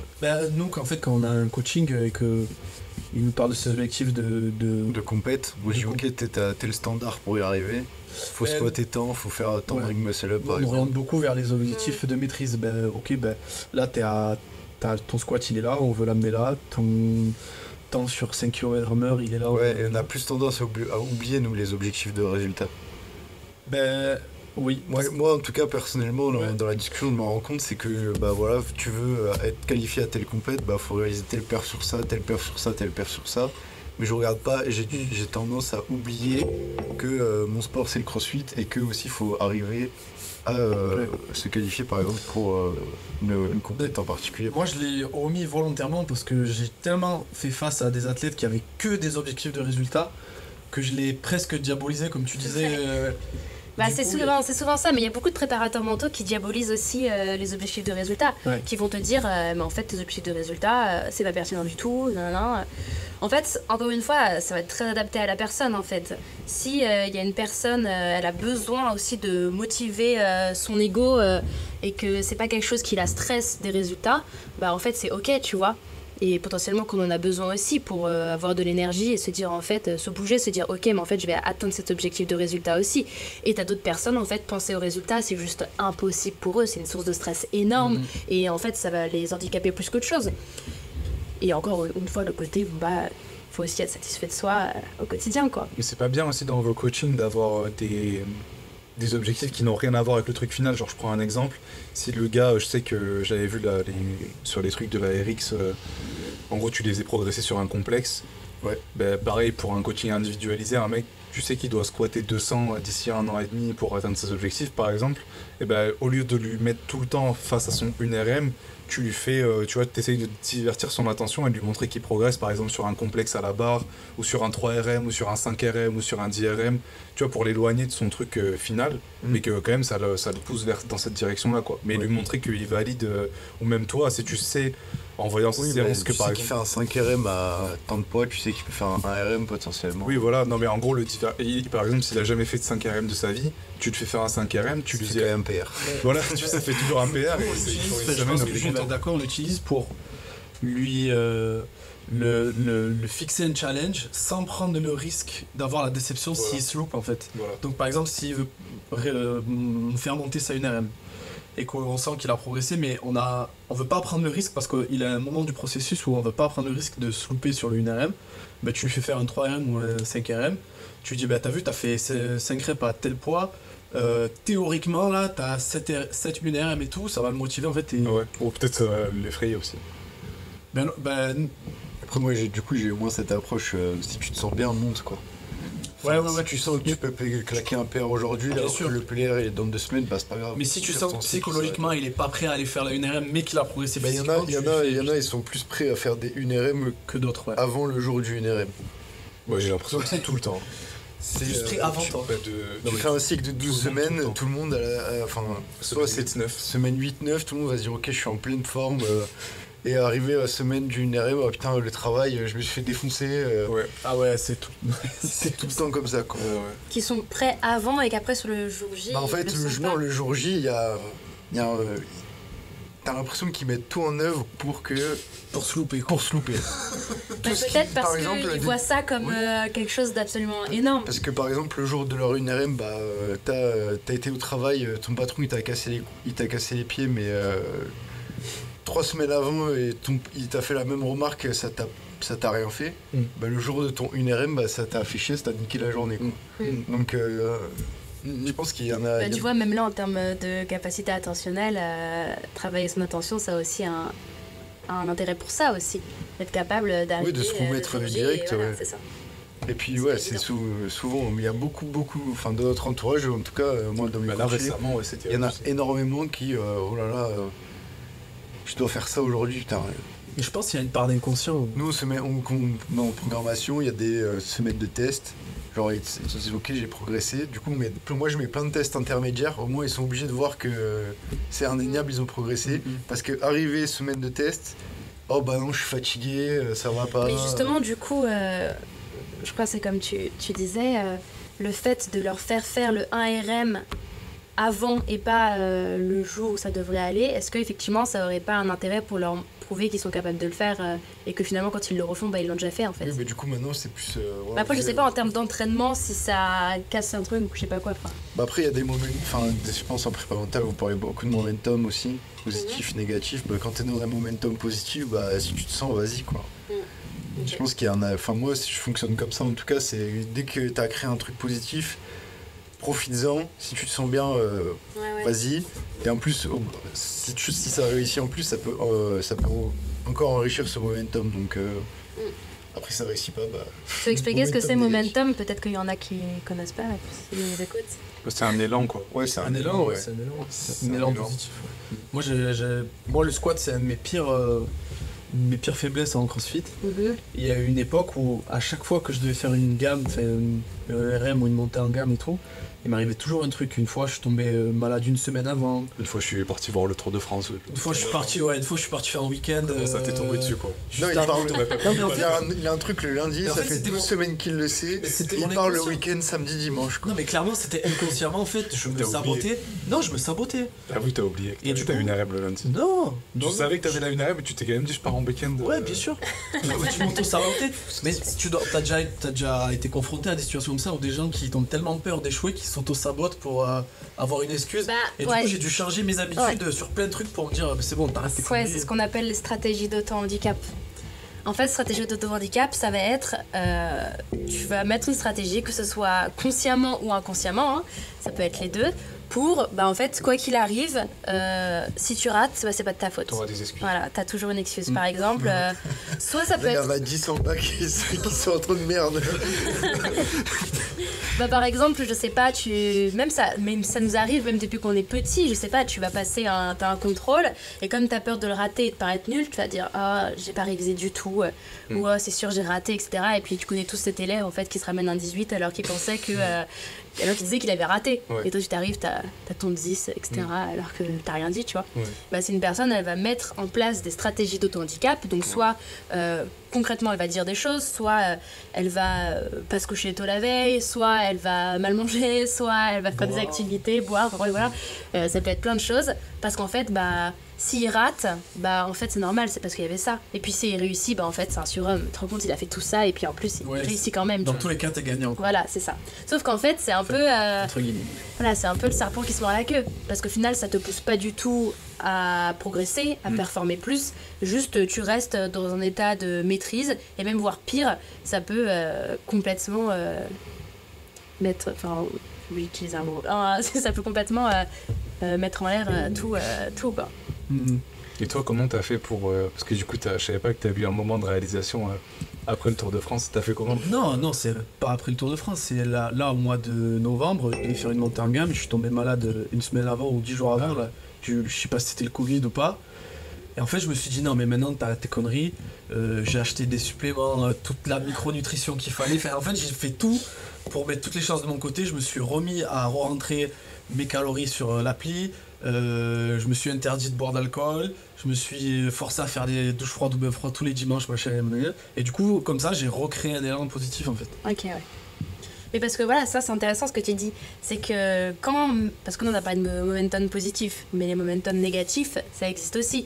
Et dans tous les cas, à chaque fois, ce qui va faire qu'un momentum négatif va passer en positif ou qu'un momentum positif va passer en négatif, c'est parce qu'il va y avoir un élément, un moment, un truc qui va casser la boucle en fait. Et si on est en momentum négatif, qu'est-ce qui va permettre de casser la boucle? Toi, en l'occurrence, ça a été de mettre en place dans ton quotidien plein de choses qui vont te permettre d'avoir une hygiène de vie, entre guillemets, la plus parfaite possible pour performer, tu vois. Et c'est ça qui t'a permis de te mettre dans un élan où t'étais dedans, quoi. Et physiquement et mentalement, parce que t'as aussi mis tout ça à toutes les choses de ton côté. C'est très mental, le fait de me dire, tu fais les choses pour te mettre les choses de ton côté. Après... inconsciemment, ça m'entraîne dans le truc en mode non mais t'as fait bien les choses, du coup j'arrive en confiant à la salle lors de ma séance de squat et en fait c'est tout un cheminement. C'est ça, parce que la confiance en soi c'est lié à deux choses. C'est lié à est-ce que j'ai confiance en mes capacités, est-ce que je crois en moi, etc. Et il y a aussi la qualité de ta préparation. Franchement, c'est pour ça qu'on dit en compétition, c'est 70-80% de mental, je sais pas, on dit un chiffre comme ça au hasard, on sait pas d'où ça vient, mais voilà. Pourquoi? Parce que, en fait, surtout à un niveau international ou national, entre guillemets, tous les sportifs, ils arrivent au meilleur de leur niveau, en fait. Parce qu'ils ont tout mis en place pour y arriver. Donc, du coup, qu'est-ce qui va faire la différence sur le moment T, c'est le mental. Mais en réalité, déjà, ce qui fait que tu es confiant, c'est la qualité de ta préparation. Est-ce que je me suis bien préparée? Est-ce que j'ai tout fait pour? Et à l'entraînement, et en termes d'hygiène de vie, etc. Et c'est cette préparation qui va me mettre en confiance, en fait.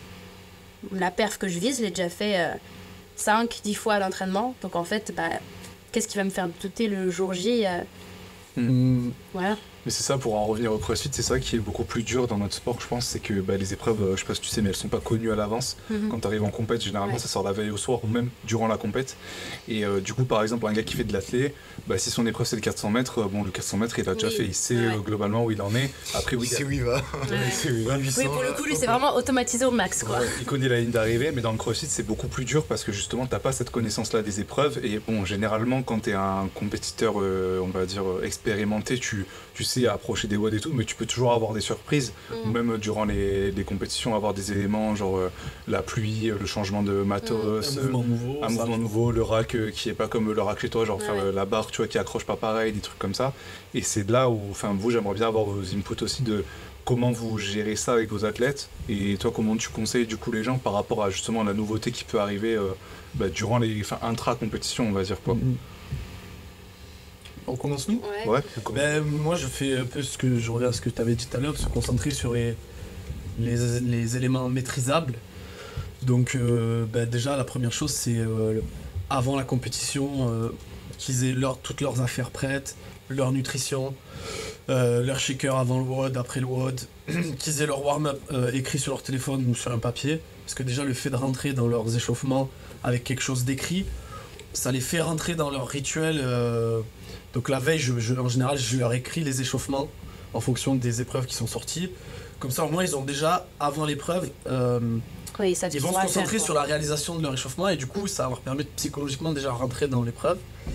Et se concentrer, même si par exemple, en CrossFit, tu sais pas quels vont être les WOD, malgré tout, si tu es un crossfitter expérimenté, tu sais ce que c'est qu'un chest to bar, tu sais ce que c'est qu'un snatch, tu sais ce que c'est qu'un clean, tu sais ce que c'est que... Tu sais les sensations de chaque, tu connais tes paces sur 5 km/h, tu connais ta pace sur 1600 mètres de run, etc. Donc tu sais plus ou moins comment aborder, tu te concentres sur ça et sur ta stratégie et sur l'exécution aussi. Te forcer à courir entre les... Déjà juste le fait de leur dire, déjà entre chaque mouvement, tu vas te forcer à trottiner, tu vas te concentrer, les amener sur quelque chose sur lesquels ils vont pouvoir avoir... Il y a un chemin qui est déjà un peu prédéfini, quoi. C'est pas, t'arrives dans une forêt et tu leur es faire complètement perdu. Exactement, leur écrire une chorégraphie, parce qu'en fait, le CrossFit, c'est un sport dans un environnement maîtrisé. Et t'as une chorégraphie à faire comme un danseur, tu vas essayer de la faire le mieux possible. Voilà, on va dire. Du coup, on fonctionne pareil. Il n'y a pas de... Ouais, c'est ça en fait. Il y a ça, mais moi, avant toute chose, j'aurais tendance à dire en fait, faire un travail d'acceptation sur le fait qu'en fait, t'es dans cette situation-là et tu sais pas ce qui va se passer. Donc, est-ce que t'en fais une obsession de te dire, punaise, mais qu'est-ce qui va se passer, etc. Déjà, si tu pars comme ça, encore une fois, tu te mets pas dans de bonnes dispositions. Ça, c'est un peu culturel chez les crossfitters, j'ai l'impression. Mais après, moi, je plaindrais de râler. Ouais, moi, j'ai l'impression aussi que le crossfit, maintenant, de plus en plus, c'est connu, quoi. Enfin, il y a une base de 15 mouvements, il faut travailler ces 15 mouvements. Tu peux avoir... tu sais que maintenant, tous les étés, tu auras de la natation et de la course. Enfin, si tu l'as pas travaillé, ça sert à rien de stresser, en fait. T'en as qui trouvent le moyen de se plaindre dès qu'ils voient qu'il y a de la nage dans un complet, ils sont inscrits où ils savent qu'il y aura de la nage. Ça fait 6 ans qu'il y a de la nage. Non mais genre, les Marseille, ça fait 6 ans qu'il y a de run nage, et tous les ans, tu vas avoir des meufs, je sais pas nager, pourquoi tu t'inscris c'est ça. C'est exactement ça. Non, mais en fait, et après, t'acceptes que tu t'es pas préparé comme il fallait. Et puis, en fait, c'est ça, c'est déjà il y a une acceptation sur le fait que, en fait, tu sais pas ce qui va se passer. Donc déjà, à partir du moment où t'acceptes ça, ça te met quand même déjà dans de meilleures conditions et pas dans un truc où tu vas être saoulé dès le départ parce que c'est pas comme tu veux. En fait, non, ça va pas être comme tu veux. Forcément, il y aura des points forts, il y aura des points faibles dans le WOD, et c'est comme ça, en fait. Donc déjà, première partie, accepter ça. Oui, mais comme tu dis accepter, c'est pas juste le reconnaître, c'est vraiment au fond de soi. Ah oui, voilà, c'est plus compliqué que juste dire ok, c'est bon, je suis d'accord. Ouais, c'est d'être ok avec ça, mais après, je pense que c'est aussi... plus tu as été confronté à cette situation-là, plus tu vas être dans un système où tu vas l'accepter, parce qu'au bout d'un moment donné, tu vas bien... Enfin, après, ça existe peut-être de mille, mais plus tu as été confronté à des situations où, de toute manière, tu pouvais rien faire et c'était pas des des situations confortables, plus tu vas être en mode ok, oui, je savais que ça allait être comme ça en fait. Ok, on accepte et on continue quoi. Moi, si je suis là, je sais pourquoi je suis là. Je vais pas m'arrêter à ça. Ça me rappelle une situation vécue. Désolé les gars si je vous cite, mais une fois j'étais c'est il y a longtemps, hein. Une compète, il y avait Tomaka et Pascal qui faisaient équipe. Et non mais c'était trop drôle. T'attends ton Burger King toujours. Ouais. Mais non, c'était pas celle-là. Et on avait parlé de Burger King et on avait pas mal. Et pas eu. et du coup Pascal et Thomas Au faisaient passage. équipe. Et il y avait un WOD avec des snatchs et les organisateurs avaient interdit de lâcher la barre dans. Okay. Et il y avait Pascal qui est allé voir Thomas en mode. Pardon, c'est fort. Et il y avait Pascal qui est allé voir Thomas en mode bon, on n'a pas le droit de dropper et tout. Et Thomas il avait fait en mode ouais, s'ils veulent, hein. Et à contrario, j'ai déjà fait des compètes avec d'autres athlètes que dès que l'organisation dit ouais, on n'a pas le droit de dropper, on n'a pas le droit de faire ci, ça, ils paniquent. Non mais ils paniquent. On n'a pas le droit de dropper, on n'a pas le droit. Oh, quoi là-bas, elle accroche pas, machin. Oui, dans ces cas-là, en fait, tu te rends compte que la manière dont tu agis, c'est vraiment pas c'est pas un comportement qui va te servir, en fait. Et déjà, se rendre compte que le comportement que tu as, ta façon de réagir, c'est pas bénéfique pour toi, à partir de là, c'est là que tu peux changer ton comportement. Mais déjà, te rendre compte qu'en fait, que la façon dont tu te comportes, c'est pas bénéfique et que par contre, il y aurait peut-être un comportement à avoir qui serait bien plus bénéfique pour moi. Et que ce comportement, il existe et que c'est le comportement que moi, je peux contrôler. Là, pour le coup, ça, c'est moi, je peux contrôler mes réactions. Je peux contrôler la façon dont j'agis, je peux contrôler la façon dont je réagis aux choses. Et ça, c'est tes moyens, t'es dans tes moyens, tu peux tout à fait faire ça. Mais je pense qu'il y en a plein qui sont conscients de ça, mais en fait qui sont tellement submergés par l'émotion qu'ils n'arrivent pas super dur, hein. À se contrôler sur le moment. Mais du coup, j'ai pas compris l'anecdote en gros. Qu'il y en a, ils acceptent la situation. En gros, et Thomas, d'autres, Pascal avait dit à Thomas, ouais, on n'a pas le droit de dropper, c'était des snatchs à 70. Et Thomas était là en mode, ouais, s'ils veulent, tu vois, ils s'en foutaient. C'était une réaction pour moi que j'avais trouvée positive en mode. Son truc, quoi. Ok, c'est pareil pour tout le monde. Je m'attendais à ce que tu disais, Pascal, il avait râlé ou un truc. Non, même pas. Et à contrario, je me suis déjà retrouvé moi à des compètes en équipe avec. Pascal, t'as eu le beau comportement. Bravo. Et moi, je me suis déjà retrouvé en compétition en équipe avec des partenaires où dès que l'organisation donnait une nouvelle règle, ils paniquaient de suite, quoi. Ouais. Parce que ça fait partie des choses qui n'étaient pas prévues. Mais après, il y a aussi Je pensais pas à lui, tu vois. Mais oui, par exemple.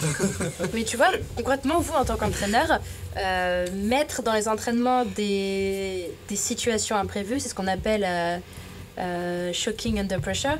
C'est en gros, tu vas mettre dans ton entraînement quelque chose d'imprévu.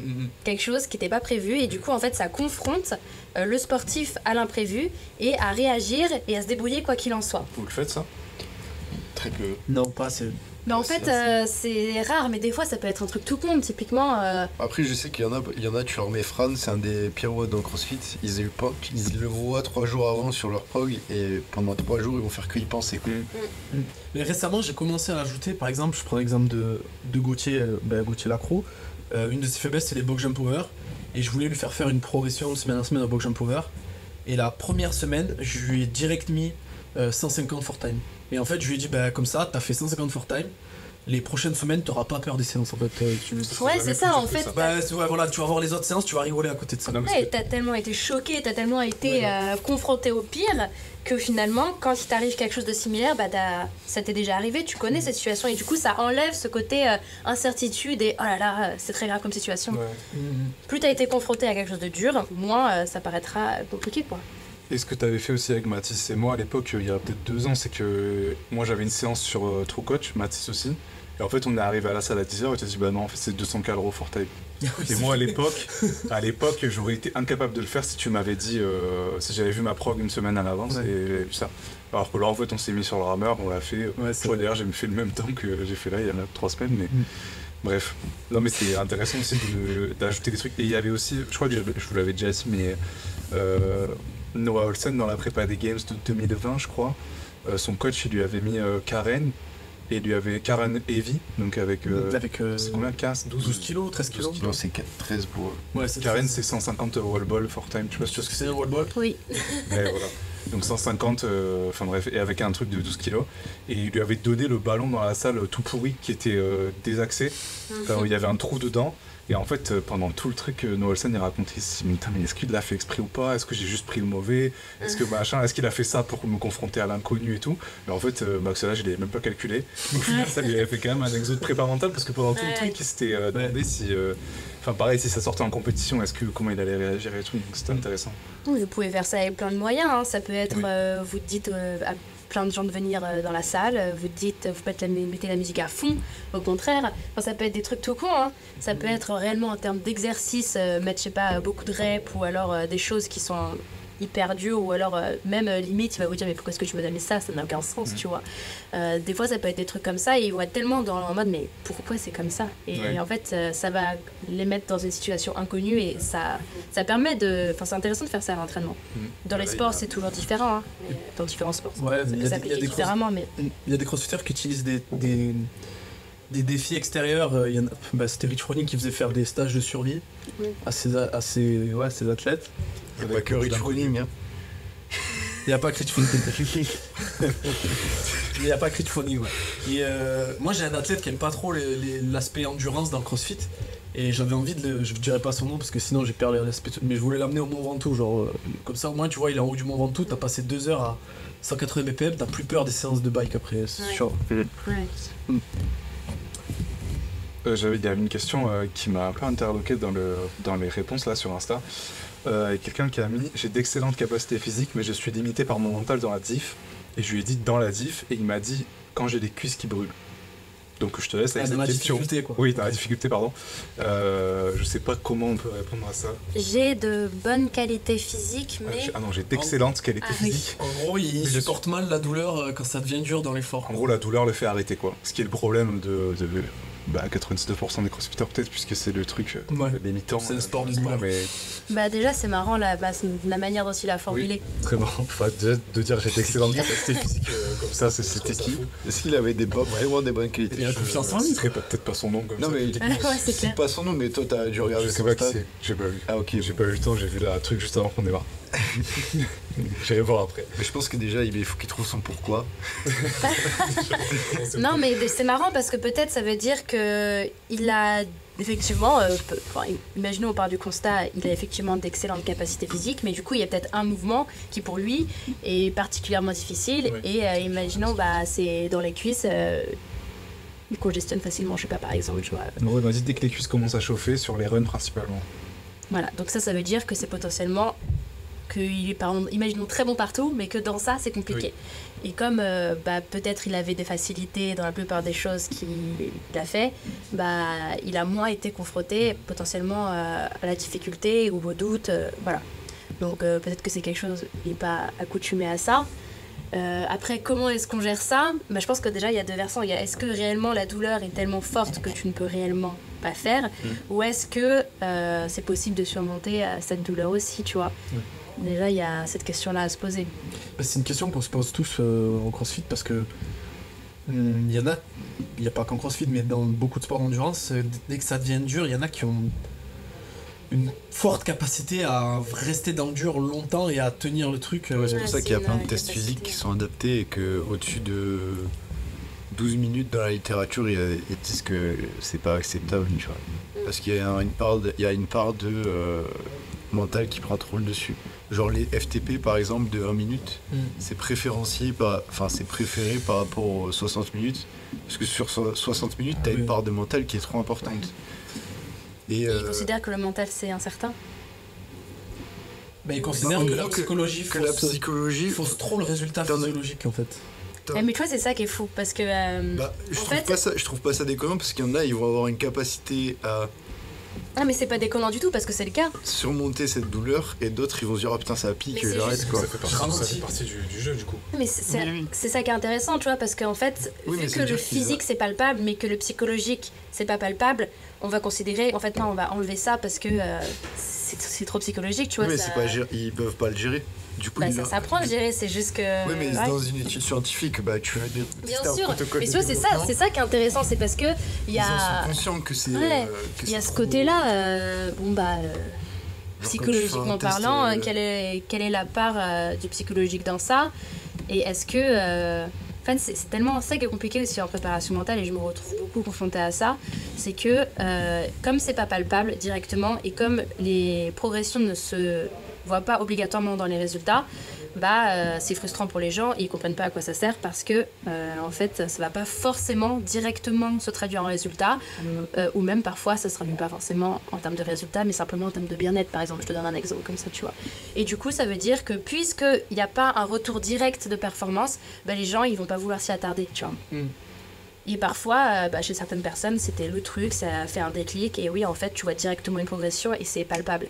Mais c'est pas tout le temps le cas.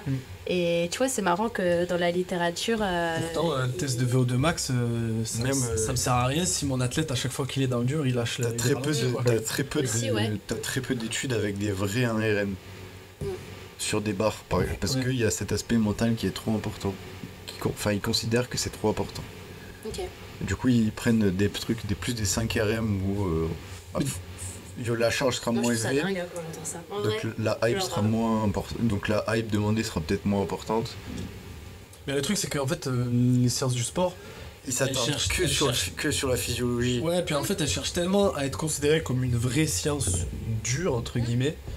Il faut à tout prix avoir le maximum de variables contrôlables. Je comprends, mais tu as besoin de ça, effectivement. Tu as besoin d'avoir ces variables contrôlables pour donner des résultats. Mais du coup, c'est vrai que ce serait intéressant de faire des études qui mêlent et les deux, physique et psychologique, tout en admettant... C'est dans les limites après. Ouais, oui. C'est dans les limites du protocole. Ouais.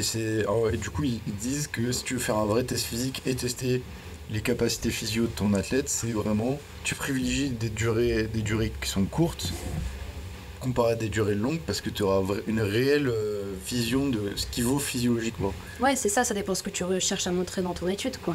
Ouais, mais là, ça relève de questions vraiment épistémologiques, quoi.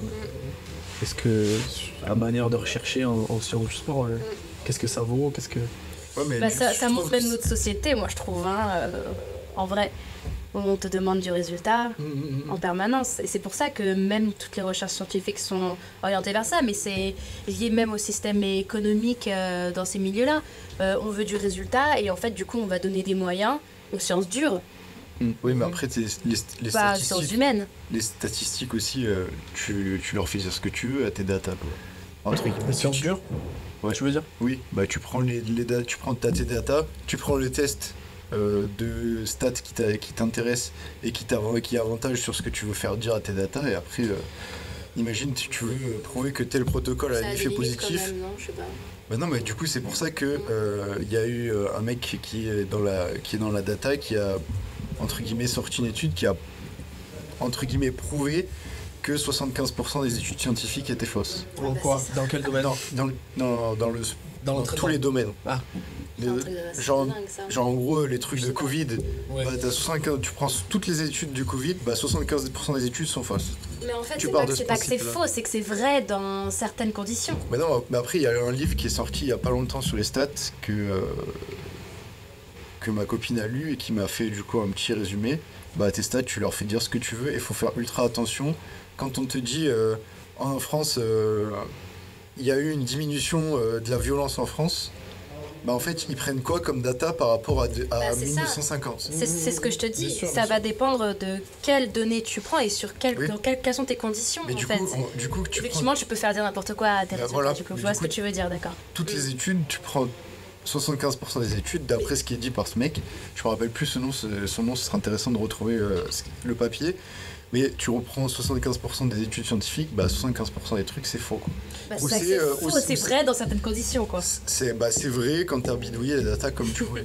Et en fait, ça que après on prend des profs qu'on a eu à la fac en discutant avec eux, ils disent des fois pour prouver que telle supplémentation ça marche, on ajoute un 0,1 derrière. Mais après c'est que les chercheurs ils ont le publie ou meurt, quoi. Ils ont la contrainte de il faut publier, sinon ils n'existent plus, ils n'ont plus de moyens financiers. En fait, c'est ça, c'est que il y a les recherches et les résultats, et il y a tout le système de la recherche scientifique qui joue vachement un rôle en fait dans ce que tu vas publier, comment tu vas publier et sur quels critères tu vas te fixer en fait. C'est comme dans tous les milieux, tu vois, par exemple si je prends, ça change complètement de sujet mais vous allez comprendre pourquoi est-ce que je parle de ça. Par exemple, moi quand j'étais en cours, on nous avait posé la question, est-ce que vous accepteriez de suivre un sportif qui est dopé tout en sachant que le dopage c'est pas du tout dans vos valeurs? Est-ce que tu acceptes de suivre cette personne-là? Donc, y a beaucoup de personnes qui disaient non, pas du tout. Et forcément, tu te poses la question, si toi, dans tes valeurs, le dopage, c'est vraiment pas... Enfin, tu le tolères pas du tout, est-ce que tu acceptes ça? Et en fait, tu te rends compte que si... on va prendre l'exemple du cyclisme, parce que c'est plus probant et c'est ce qui va peut-être le plus parler. Pourquoi est-ce que les sportifs se dopent? C'est parce que ça fait partie maintenant du sport, en fait. Pourquoi? Parce que c'est des sportifs, c'est leur métier, c'est ce qui leur permet de vivre. Et en fait, si ils ne rentrent pas dans le moule qui est potentiellement de se doper, de faire tel ou tel entraînement, etc., ils n'arriveront jamais aux performances qui leur permettra d'être pro. Et en fait, du coup, ils vont jamais gagner leur vie, ils vont toujours rester en dessous des gens, parce que forcément, si tu pars pas avec les mêmes outils à la guerre, si tu pars avec une épée en mousse et l'autre il a une épée en je sais pas quoi, forcément, tu seras jamais à la hauteur. Donc en fait, la question c'était de comprendre que si un sportif il se dope, c'est pas simplement parce que il veut être le meilleur, c'est simplement parce qu'il veut avoir les mêmes armes que les autres. Du coup, si un chercheur il trifouille ses résultats, c'est parce qu'il veut... c'est parce qu'en fait, c'est son métier et qu'il doit en vivre, en fait. Mais est-ce que c'est réellement trifouillé, tu vois? C'est toujours quelle est la limite? Parce qu'encore une fois, je te dis, si une étude, elle est vraie, c'est dans certaines conditions. Mais ça veut pas dire qu'elle est fausse, ça veut seulement dire qu'elle est vraie dans certaines conditions. Donc en fait, toi, en tant que chercheur, quelle est la limite entre ton éthique et ton travail? C'est intéressant de se poser la question aussi. Pourquoi est-ce que j'ai publié, après on s'éloigne là de tout ça, mais et c'est intéressant. Moi j'avais une question par rapport au coaching. Souvent avec les gars on avait la problématique de la limite qui intervenait, dans la limite dans la relation que tu as avec la personne. Ou est-ce que tu traces une ligne et tu dis non là on n'aborde pas ces sujets ou quoi? Surtout pour préparer votre entraînement mental, Ouais, tu peux parler c'est quasiment c'est un puissant fond en fait, tu peux aller vraiment jusqu'au bout avec la personne. Et du coup, est-ce que toi tu t'imposes des limites, surtout tu les imposes à tes coachés, tes athlètes? Ça m'est déjà arrivé de me rendre compte que j'allais trop loin et que limite je passais du côté psychologue et pas préparatrice mentale. Amie même. Ou amie, en fait c'est ça qui est compliqué parce qu'en plus d'être préparatrice mentale, moi je suis entraîneur aussi et du coup ça m'est déjà arrivé de suivre en préparation mentale des sportifs que j'avais entraînés ou que j'entraînais au moment T. Et ça m'est déjà arrivé de suivre des personnes avec qui j'étais... J'arrive pas jusqu'à dire amis, mais potes quoi. Enfin voilà, j'étais pas non plus très proche d'eux, mais il y avait quand même eu cette relation amicale avant ce côté professionnel. Donc quelle est la limite par rapport à ça effectivement?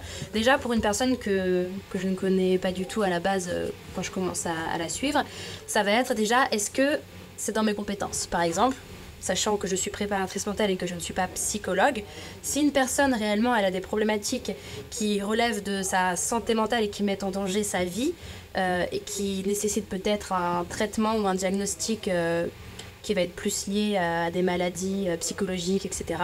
Là, je dois être honnête avec moi-même et me dire en fait, là, c'est pas dans mes compétences.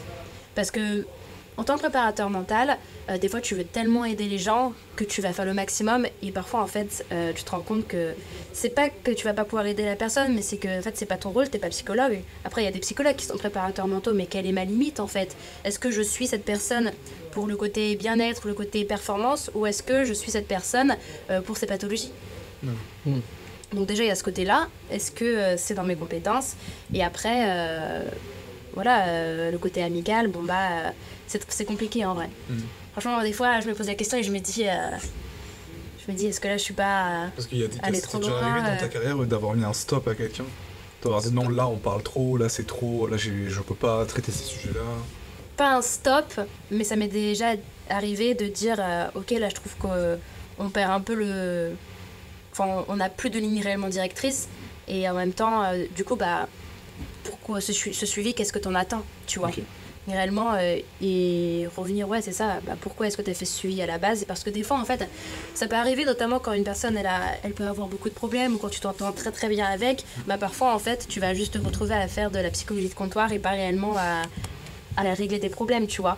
Donc, oui, ça m'est déjà arrivé de recaler, de dire, ok, non, là, on s'éloigne trop, ok, on va revenir à ce qui va être pertinent important, en fait. C'est quoi la psychologie de comptoir pour toi? C'est tu vas au bistrot et tu verras. Hein. En fait, c'est ça qui est compliqué. Elle le définit, c'est intéressant. En fait, c'est... Ouais, un ballon. C'est mieux. Non, ouais, en fait, c'est compliqué, notamment parce les préparateurs mentaux, enfin, la préparation mentale, c'est pas un titre qui est protégé. Donc ça veut dire que n'importe qui, aujourd'hui, peut se proclamer préparateur mental, ou encore pire, coach de vie. Comme préparateur physique. Encore pire que tu te dis. C'est comme préparateur physique. Oui, aussi, mais préparateur physique, t'as quand même un diplôme. Si, t'as un titre, hein. Bah, moi j'ai un master, j'ai un master, je suis un titre d'ingénieur, mais qui ne vaut pas plus qu'un BPGEPS. Et que oui, bah oui. Et que, bah tu vois, moi j'ai une licence d'entraînement sportif et je suis pas capable d'entraîner. Oui, voilà. Bah tu vaux, mais tu vaux aux yeux, aux yeux de quelqu'un la même chose. Voilà, c'est ça. Et en fait, c'est ça qui est fou. C'est que c'est encore pire que la préparation physique, entre guillemets. C'est pas protégé. Après, moi, par exemple, il y a quand même la Société française en psychologie du sport qui délivre une attestation comme quoi tu es capable d'intervenir en milieu de la psychologie du sport. Donc ça commence à se structurer. Ça commence à se structurer, mais c'est pas comme psychologue, tu as un titre et voilà. C'est au stade embryonnaire. Voilà. Et du coup, en fait, c'est ça qui est chiant, c'est qu'après, par exemple, et c'est ça qui est dur aussi, notamment parce que dans ton milieu, enfin dans ta pratique, par exemple, tu vas chercher sur Insta, tu recherches un préparateur mental. Tu regardes sur Insta, tu vas regarder, oh punaise, ce préparateur mental, il a plein d'abonnés, il doit faire du bon travail.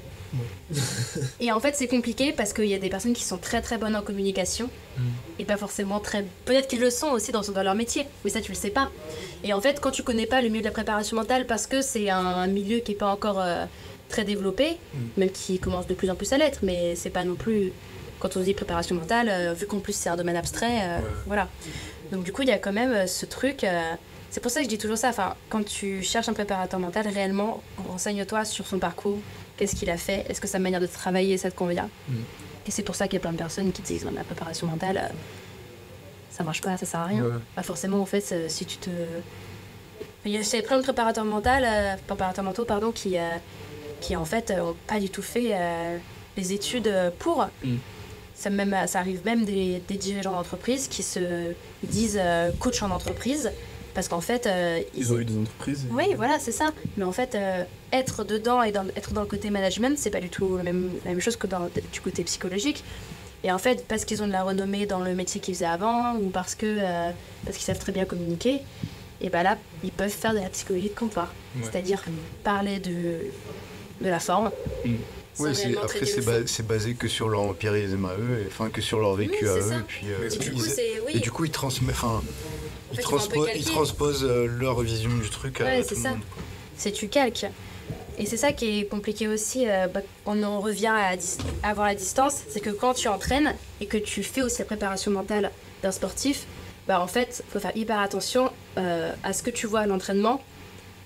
Pas dire, ok, mais c'est une distance, c'est parce que moi je le sais, à l'entraînement ça se passe comme ça, mais en fait ils disent ça, mais en fait c'est si. Non, en fait, c'est pour ça que c'est compliqué et que moi j'évite de entraîner et suivre un sportif parce qu'en fait, la limite elle est hyper dure. Il faut être capable de prendre vraiment du recul et pas vouloir calquer et déduire des choses de par ton expérience ou de par ce que tu vois à l'entraînement, quoi. Ok. Réellement laisser la place aux sportifs. Voilà. On va conclure. Je pense qu'on peut conclure. Je pense qu'on peut conclure sur ça. Bon, merci beaucoup Anaïs pour ton temps. Avec plaisir, merci de m'avoir accueilli. Et puis merci à tous d'avoir écouté, et puis on se dit à la prochaine. Ouais.